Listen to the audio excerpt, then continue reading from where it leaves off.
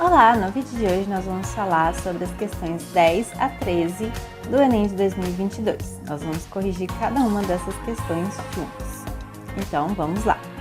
Começando com a questão 10, nós temos o seguinte texto.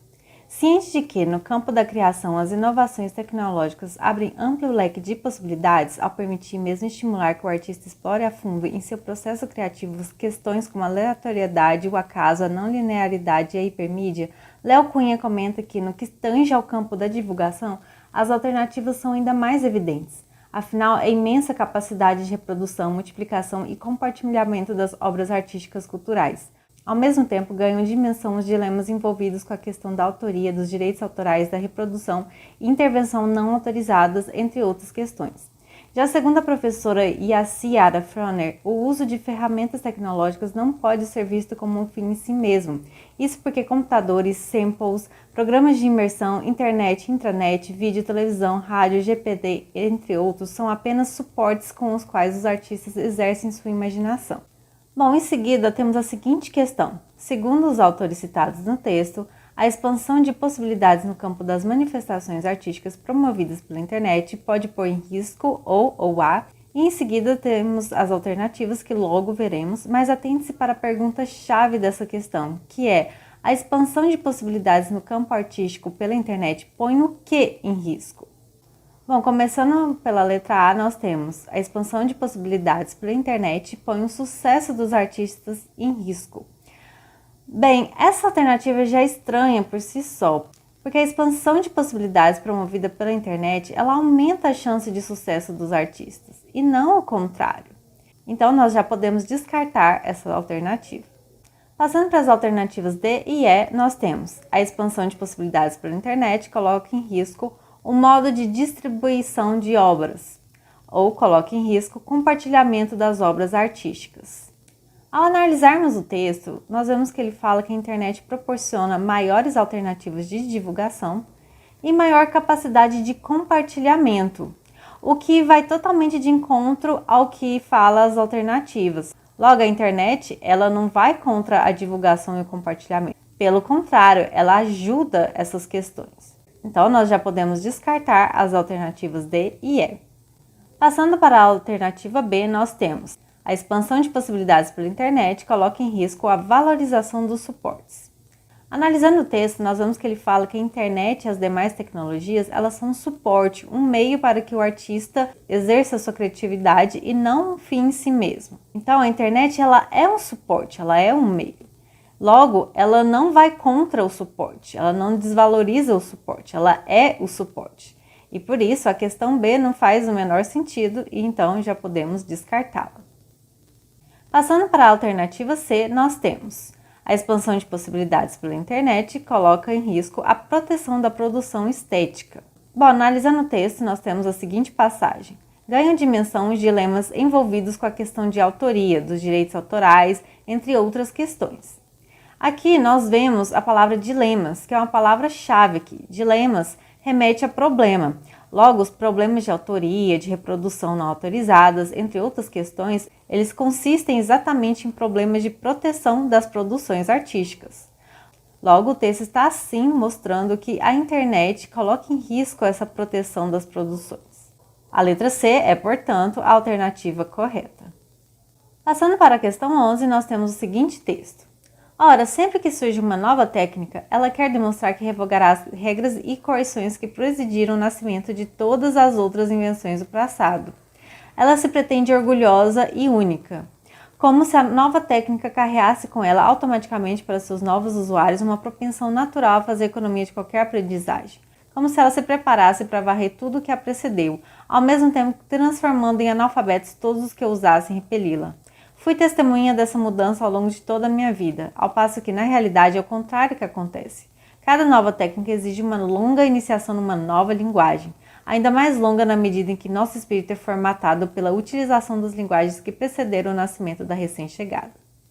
Em seguida, nós temos a seguinte questão. O texto revela que, quando a sociedade promove o desenvolvimento de uma nova técnica, o que mais impacta seus usuários é a dificuldade na apropriação da nova linguagem, é a valorização da utilização da nova tecnologia, é a recorrência das mudanças tecnológicas, é a suplantação imediata dos conhecimentos prévios, é a rapidez no aprendizado do manuseio das novas invenções.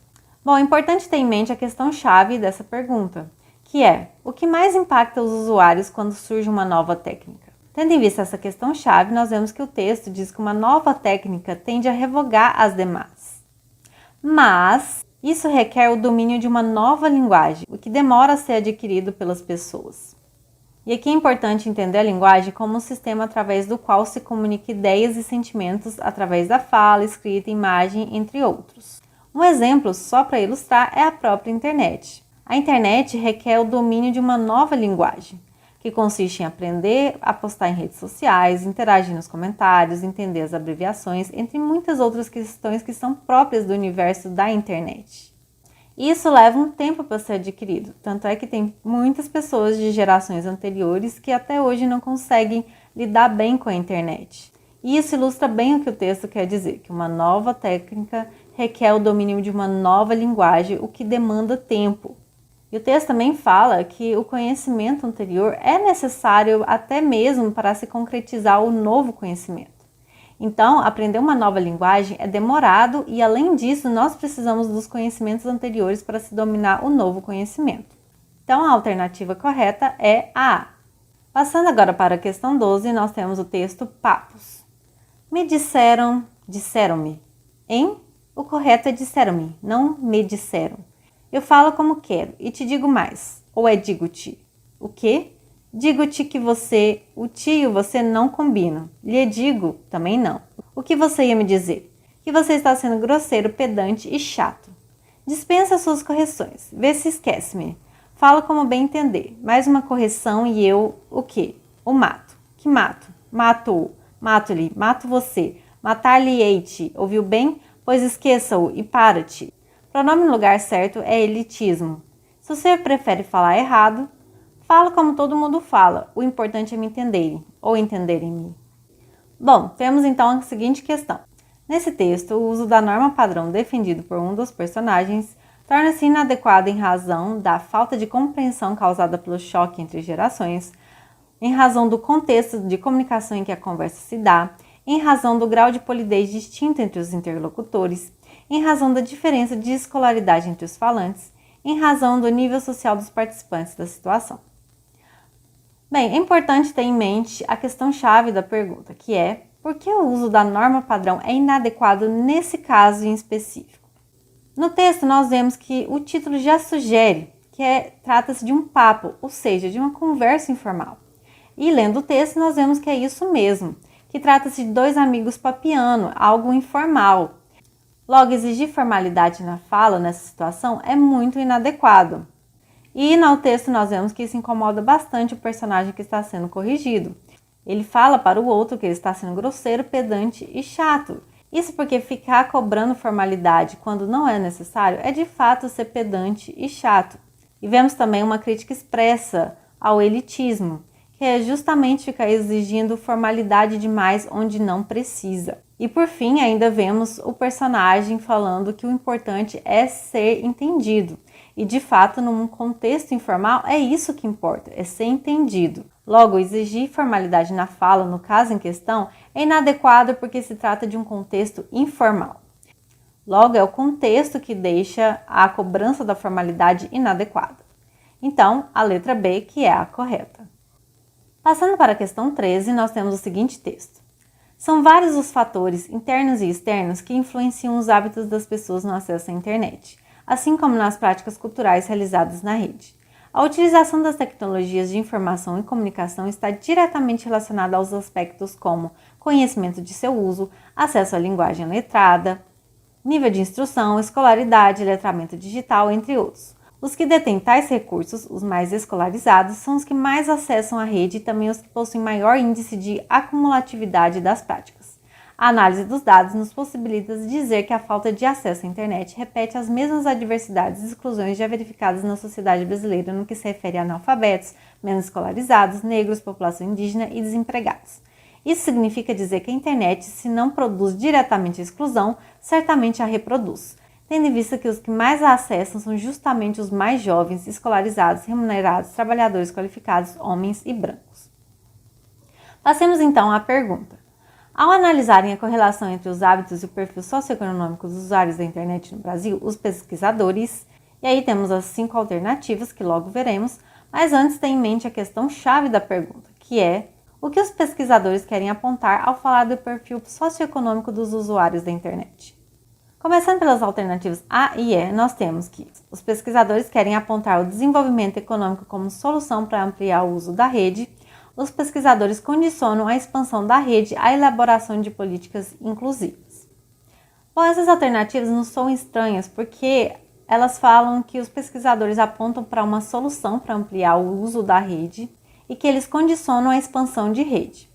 Isso é estranho porque esses tópicos de solução ou condição para ampliar o uso da rede não é abordado pelo texto. Então, nós já podemos descartar essas alternativas.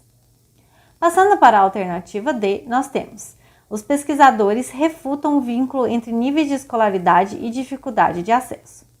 Bom, olhando o texto, nós temos que a utilização das tecnologias de informação e comunicação está diretamente relacionado aos aspectos como, e aí é uma lista de diferentes aspectos, e entre eles o nível de instrução e escolaridade. Ou seja, o texto associa sim o nível de instrução e escolaridade ao uso da internet. Quanto maior a instrução e escolaridade, maior tende a ser o uso da internet. Então, o texto faz sim esse vínculo, que vai de encontro ao que diz a alternativa. Logo, a alternativa D está errada. Passando para as alternativas B e C, nós temos: os pesquisadores questionam a crença de que o acesso à informação é igualitário e democrático. Os pesquisadores afirmam que o uso comercial da rede é a causa da exclusão de minorias. Bom, o texto fala expressamente que a internet, se não produz diretamente a exclusão, certamente a reproduz. Ou seja, o texto diz que o acesso à internet não produz desigualdade, mas há desigualdades no acesso à internet. Logo, há desigualdade no acesso às informações no geral. Então, o texto não considera que a internet seja a causadora da exclusão, da desigualdade. Então, a alternativa C está errada. Mas o texto defende que o acesso à internet, logo às informações no geral, é sim desigualitário. Então, questiona sim a crença de que o acesso à informação é igualitário e democrático. Logo, a alternativa B está correta. Gostou? Então deixa seu like, se inscreva no canal e não deixe de conferir o nosso material de estudos pelo link na descrição. E é isso, nos vemos nos próximos vídeos. Bons estudos!